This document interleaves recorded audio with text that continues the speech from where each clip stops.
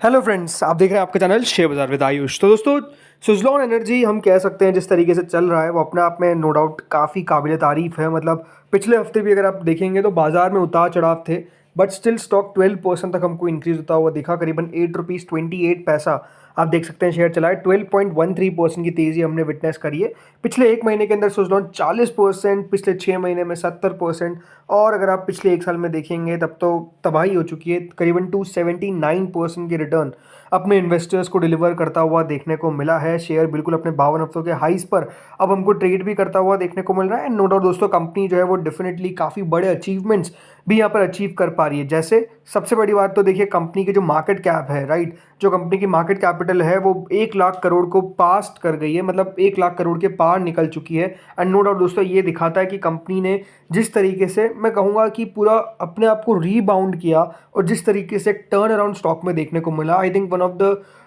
Most clinical turn around Suzlon के हमको देखने को मिले। बिकॉज जिस तरीके से कंपनी में फेथ इन्वेस्टर्स ने खो दिया था, आई थिंक कंपनी के मैनेजमेंट ने वो फेथ रीबिल्ड किया और अब स्टॉक भी डेफिनेटली जो रिटर्न दे रहा है वो इस बात को साबित करता है कि हर कंपनी जो हो सकता है कि डेफिनेटली अपना चार्म खो गई हो, बट आगे चल के अगर सही तरीके से मैनेजमेंट काम करता है तो वो फिर से कंपनी बढ़िया ट्रैक पर आ सकती है। आई थिंक सुज़लॉन, जैसे मैंने कहा, उसका एक परफेक्ट एग्जाम्पल है। राइट, सो अच्छी बात यही है कि दोस्तों सुज़लॉन ने, जैसे मैंने कहा, अब 1 लाख करोड़ की मार्केट कैप बिल्कुल यहाँ पर अचीव कर ली है। 9 अगस्त को ये जो कंपनी ने मार्क था वो अचीव कर लिया था। और ये बात ध्यान रखिएगा, as of close on August 8, only 98 companies at a market cap over the 1 lakh crore, which makes Suzlon the 99th firm to hit this milestone। यानी हमारे बाजार में इतनी सारी कंपनीज ट्रेड होती है, but Suzlon energy 99th company है ओनली, राइट, हमारे मार्केट के अंदर जिनकी जो मार्केट कैप है वो 1 लाख करोड़ या उससे कुछ ज़्यादा है। तो आप समझ सकते हैं ये अपने आप में कितना बड़ा अचीवमेंट है जो कंपनी ने यहाँ पर अचीव किया है। अब नो डाउट देखिए, तेज़ी के पीछे के कुछ इंपॉर्टेंट रीजंस होते हैं जिसके कारण शेयर हमको चलता हुआ देखने को मिला है। फॉर एग्जाम्पल देखिए, यहाँ पर इस हफ्ते भी अगर आप देखेंगे तो एक इंपॉर्टेंट खबर निकल कर आई। अब इस खबर का मैं आपको बहुत इंपॉर्टेंट बैकग्राउंड भी दूंगा और आप समझिएगा कि इससे फ्यूचर ही जो कंपनी का है वो डेफिनेटली और थोड़ा सा अच्छा होता हुआ दिखता है। क्यों? बिकॉज याद रखिए, कंपनी ने अभी रिनॉम एक्विजिशन किया, राइट, इस कंपनी को कंपनी ने एक्वायर किया। और आप समझ सकते हैं कि इस कंपनी को एक्वायर करने के पीछे की वजह क्या है।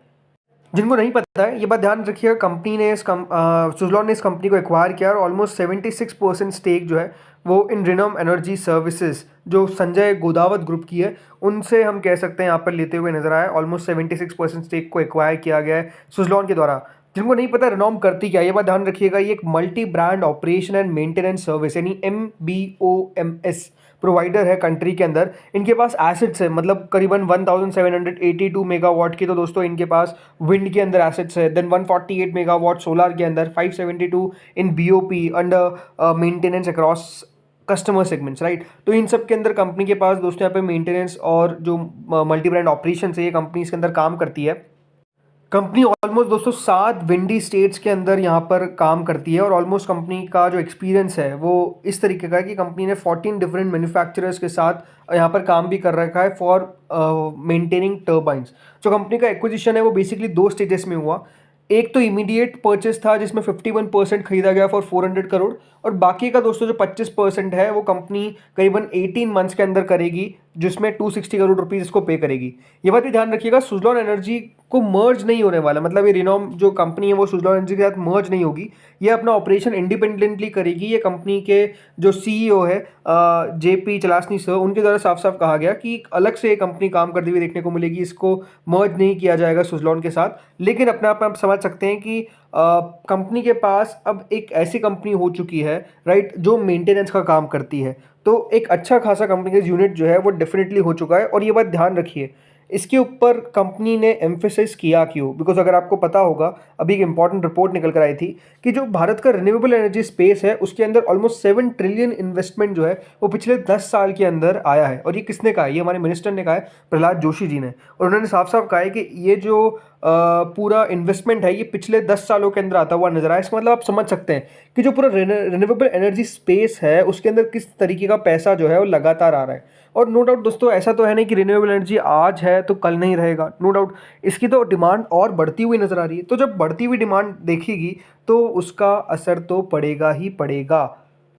जब एक डिस्कशन चल रहा था दोस्तों राज्यसभा के अंदर ट्यूसडे को, सो उस समय कहा गया था कि रिन्यूएबल एनर्जी सेक्टर के ऊपर जब एड्रेस उन्होंने किया तो बताया कि प्रेजेंट चैलेंजेस कौन से हैं जिस तरीके से, और सरकार ये भी कोशिश कर रही है कि किस तरीके से अपॉर्चुनिटीज़ को लेवरेज किया जाए ताकि ग्रोथ एक अच्छी खासी देखने को मिल सके इस पूरे सेगमेंट के अंदर। उन्होंने साफ साफ कहा, I am confident that bye addressing these areas India can and India will achieve it's ambitious renewable energy targets. ये दोस्तों उनके द्वारा साफ साफ कहा गया। और जैसा मैंने कहा 7 लाख करोड़ की फंडिंग जो है वो पिछले 10 सालों के अंदर आई है। और भारत का आगे का एक्सपेक्टेशन क्या है, राइट? भारत ने देखिए, इंडिया ने साफ साफ क्या कर रखा है, मतलब हमारे देश ने, India aims to increase its fossil non fossil energy capacity to 500 gigawatt by 2030 up from the current install capacity of 180 gigawatt.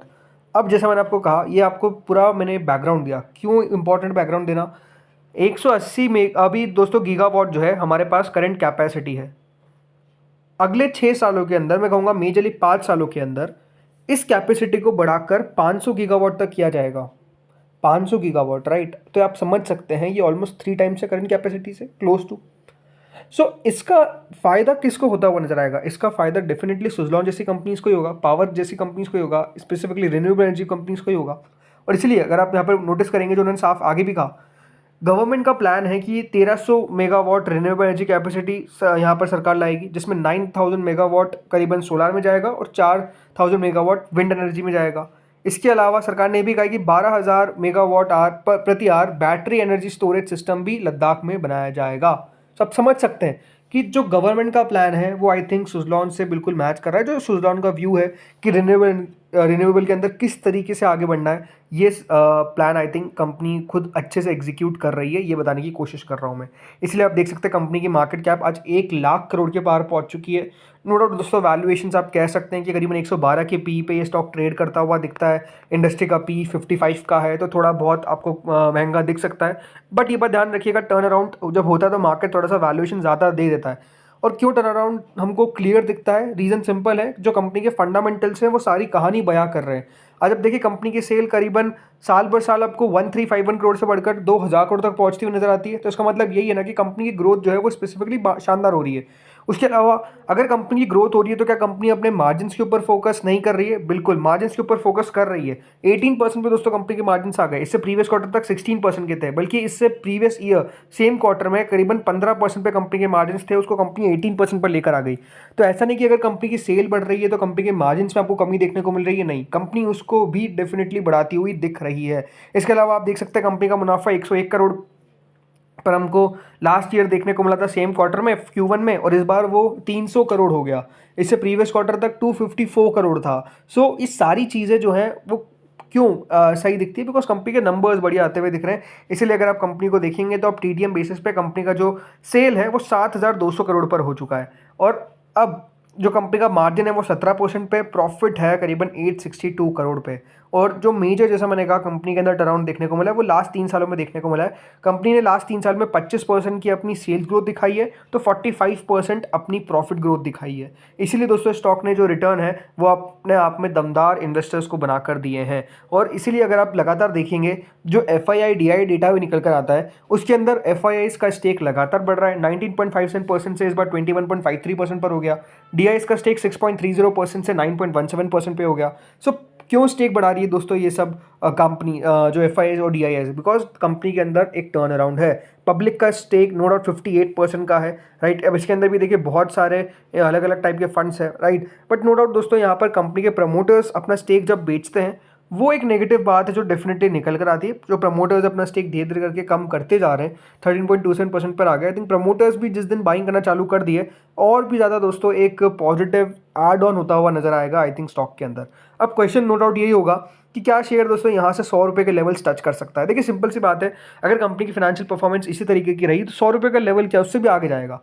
But no doubt दोस्तों कंपनी को परफॉर्मेंस लगातार रखनी पड़ेगी। ये बात ध्यान रखिए, बाजार रिवॉर्ड करता है बट बाजार लेने में भी पीछे नहीं है। जल्दी बाजार दोस्तों स्टॉक को नीचे लाकर खड़ा कर देता है अगर बाजार को पसंद नहीं आए नंबर्स। तो आई थिंक वो इंपॉर्टेंट है कि कंपनी को कंसिस्टेंटली परफॉर्मेंस करना पड़ेगा, तब स्टॉक देखिए और बढ़िया करता हुआ नजर आएगा।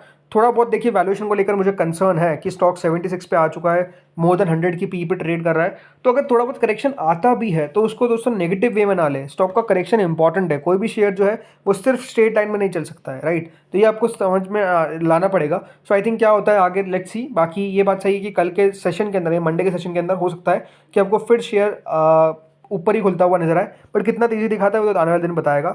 इस वीडियो में इतना ही था। बाकी आप लोग मुझे कमेंट सेक्शन में बताइए कि आपको क्या लगता है, सुज़लॉन 100 रुपये का लेवल क्या इस साल के अंदर ही, जी हाँ करंट ईयर के अंदर ही क्या अचीव कर सकता है, या फिर समय लगेगा? बताइएगा कमेंट सेक्शन में। अगर वीडियो अच्छा लगा हो तो प्लीज़ लाइक करिएगा, चैनल से पहली बार जुड़े सब्सक्राइब करिएगा। Thank you friends for watching this video.